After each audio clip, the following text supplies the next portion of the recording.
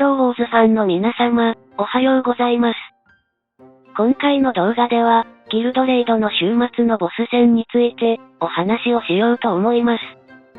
視聴者様もご存知の通り、週末のボス戦では、5回の攻撃ができます。この際に、1人のヒーローを何回も使うことはできないので、どうしても強いチーム編成と、弱いチーム編成ができてしまいます。カーク信者の場合だと、カークやオリオンを含むチーム編成はそこそこ戦えますが、その他は、はっきり言ってゴミレベルの戦力と断言できるでしょう。さて、どこのギルドでも、ボス戦の初期のレベル設定は、先週の時点で攻略できなかったレベルよりも、2段階程度、下に位置するレベルを設定されていると思います。カーク信者のギルドグラビティの例で説明すると、グラビティは、先週の時点でレベル140のボスを倒せませんでした。その結果を踏まえて、今週のギルドレイドのレベルは、レベル140よりも2段階下の、レベル125を選択しています。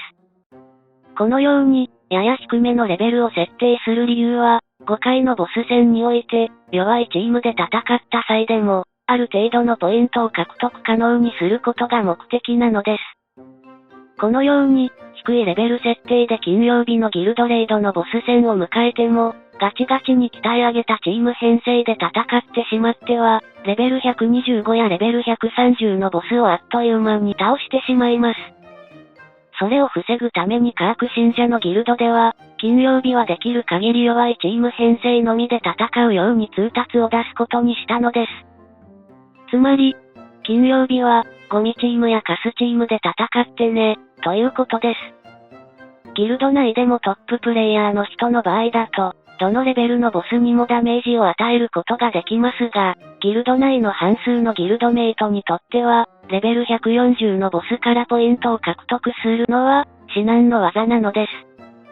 言ってしまえば、ギルドメイト全員が週末のボス戦で1000万、ダメージ以上を与えて、最大の個人報酬を受け取れるように、できる限り配慮しようという話なのです。しかしながら、ギルドには30名のギルドメイトがいますから、ギルドメイトの全員がレベルが低いボスと戦えるわけではありません。時差の関係などで週末のギルドレイドがスタートしてから、かなりの時間が経過してログインした場合は、弱いボスがすでに倒されていると思います。ギルドメイト全員が、5つの強いチーム編成を所持しているのが理想ですが、そこまでヒーローの育成が充実しているギルドメイトが大多数のギルドなど、滅多に存在しないのです。さて、視聴者様のギルドでは、どのような考えで週末のボス戦のレベルを設定されているのでしょうか？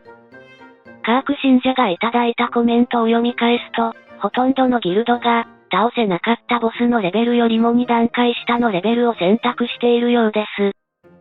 ギルドレイドがスタートしてから、カーク信者のギルドでも、複数のレベルで週末のボス戦を経験してみましたが、前述のように、2段階下のレベル設定が最適のような気がしています。